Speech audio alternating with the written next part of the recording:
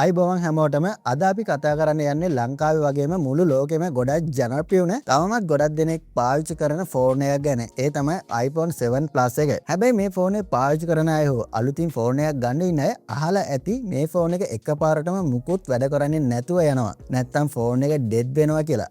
ඇත්තටම ඇයි එහෙම වෙන්නේ? මේකේ තියෙන ඇතුලේ තියෙන ඇත්තම ප්‍රශ්නේ මොකද්ද? අද වීඩියෝ එකේ මම ඉතාමත් සරලව පැහැදිලි කරනවා iPhone 7 Plus එකේ තියෙන ප්‍රධාන ලෙඩ හතරක් ගැන. සහ ඒ වගේම බේරෙන්නේ කොහොමද කියලා ඔයා iPhone එක පාවිච්චි කරන කෙනෙක් නම් අනිවාර්යයෙන්ම මේ වීඩියෝ එක ඉවර වෙනකම්ම බලන්න. හරි, පළවෙනි සහ බහුලවම දකින්න ලැබෙන ලෙඩේ තමයි audio IC issue එක. මේකට ටෙක්නිකල් ලෝකේ කියන්නේ loop disease කියලා. ඇයි මේකට මෙහෙම කියන්නේ? ඔයාගේ 7 Plus එකේ මේ IC එක ලෙඩ වුණොත් ෆෝන් එක ඔන් වෙන්න ගොඩක් වෙලා යනවා. Apple logo එකේම හිර වෙලා තියෙන්න පුළුවන්. ඒ වගේම තමයි ෆෝන් එක ඔන් වුණත් ඔයාට කෝල් එකක් ගත්තම ස්පීකර් බටන් එක වැඩ කරන්නේ නැහැ. වොයිස් රෙකෝඩ් කරන්න බෑ. මේකට හේතුව තමයි iPhone 7 Plus එකේ මව්පුරුව තරමක් නම්‍යශීලී වීම. අපි ෆෝන් එක සාක්කුවේ දාගෙන ඉන්නකොට හෝ පාවිච්චි කරනකොට මව්පුරුව පොඩ්ඩක් නැමුණොත් අර audio IC එක මව්පුරුවට සම්බන්ධ වෙන pads ගැලවෙනවා. මේක හදන්න නම් පළපුරුදු ටෙක්නීෂියන් කෙනෙක් ලවා මයික්‍රෝ සෝල්ඩරින් කරලා ඒ සම්බන්ධතාවය හදන්න වෙනවා. දෙවෙනි ප්‍රශ්නේ තමයි බේස් බෑන්ඩ් IC එකේ දෝෂය. ඔයාත් දන්නවා ඇති සමහරක් 7 Plus ෆෝන් වල SIM එකක් දැම්මත් no service or searching කියලා වැටෙනවා. මේක ගොඩක් වෙලාට වෙන්නේ මෘදුකාංග ප්‍රශ්නයක් නිසා නෙවෙයි, ෆෝන් එකේ network පාලනය කරන chip එකේ ප්‍රශ්නයක් නිසා. Apple සමාගම පවා මේ ගැටලුව පිළිගත්තා. මේ IC එකේ කෙටි පරිපථයක් ඇති වුණොත් මේ ෆෝන් එක සම්පූර්ණයෙන්ම පර ගැන්වෙන්නේ නැතිව යන්න පුළුවන්. ඒ කියන්නේ ඔයාගේ ෆෝන් එක ඩෙඩ් වෙන්න මේ බේස් ID එකේ ප්‍රශ්නේ ඍජුවම බලපානවා. තුන්වෙනි කරුණ තමයි charging IC එකේ ලෙඩේ.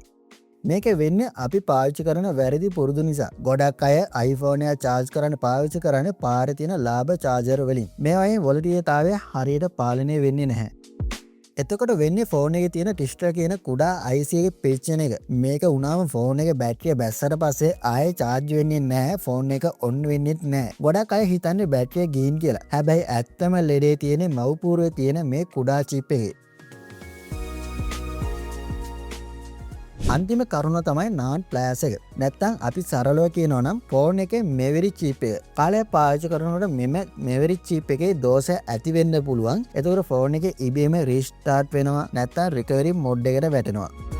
මෙහෙම වුණාම ගොඩක් වෙලාට අපිට අපේ data ටික අයින් වෙන්න ඉඩ තියෙනවා. ඒ නිසා iPhone 7 Plus එක පාවිච්චි කරනවා නම් නිතරම ඔයාගේ data iCloud එකකට හෝ computer එකට backup කරලා තියාගන්න එක ගොඩක් නුවණට හුරුයි.